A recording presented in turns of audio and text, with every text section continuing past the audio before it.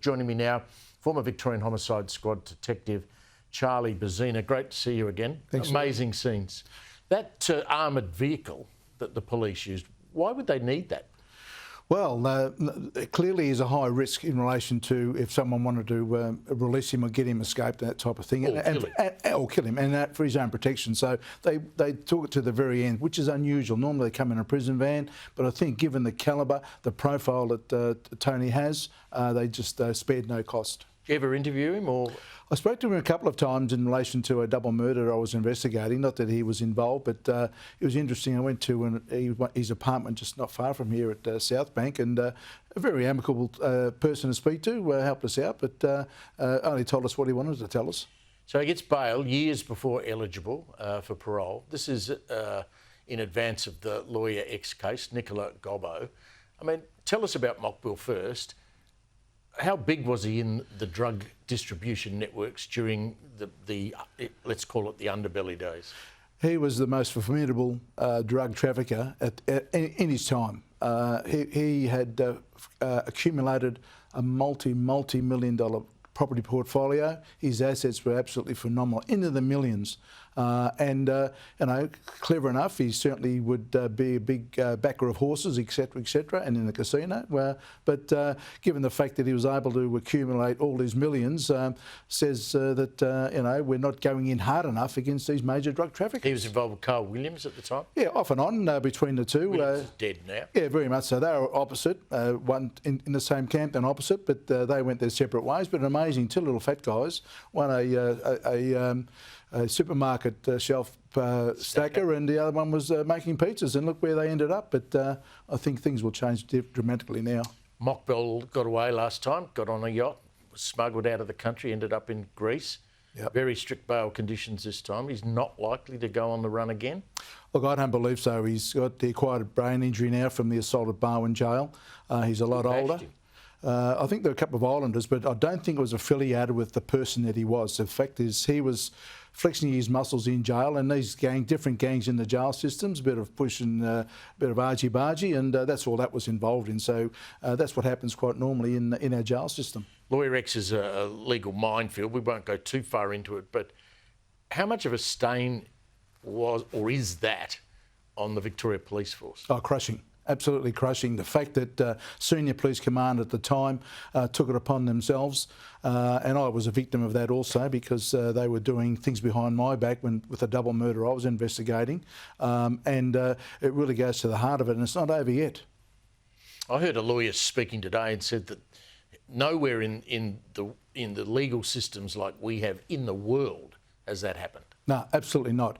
And it's there for a reason. It's there to protect the innocent and give the guilty, at least, or any person, that protection that we all look for when we find ourselves in a bit of strife. Now, we can't erode that level of our justice system. That is so sacrosanct, and we can't have that. Now, that's put a major blight on our legal system, and even from lawyers, the fact is that is sacrosanct and should never be attached to it. It appears to me the government would like it just to all go away. Yeah, but it won't go away, unfortunately. We don't know where we're going to stay, because the recent review by Justice Fullerton from New South Wales, a 600-page report, that will play a major role in the Supreme Court that's coming up, looking at Mokbel's current charges, and she was absolutely critical of the DPP at the time, critical of Police Command, and whether there's any, criminal charges were put up by our Special Prosecutor at the time, but the DPP have kid there, and she wouldn't prosecute anyone. Let's move on to this incident from the MCG last night. 80,000+ people there, you know, Carlton, Collingwood, fierce rivals. I've been to the G since they introduced these new security devices, which is like an airport where you walk through an airport machine. They're now around the MCG. I nearly drove off the road this morning when I heard that two blokes, and they've now gone through the court and they're still in custody and they'll face court later. Yep. Were alleged to have been inside the MCG with loaded pistols. How does that happen? That's so significant, and the little media reports we are getting is that the MCG authorities and the AFL are saying that the actual security system picked it up, but that wasn't followed through by a search. Now, that goes to, I suppose, quality of standards, quality assurance by supervisors there.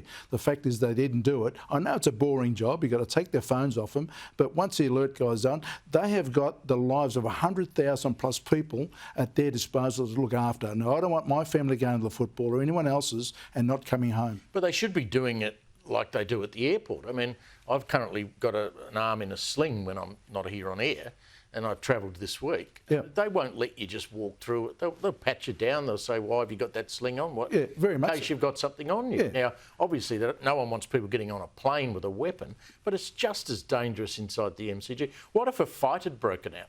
Very much so. And one of those blokes with a loaded gun, these were not fake guns, they had ammunition. Correct. Get into a fight and unleash a shot, innocent kid in the crowd be shot. Well, we haven't heard why they had their firearms on them in regards of that. So that's exactly right.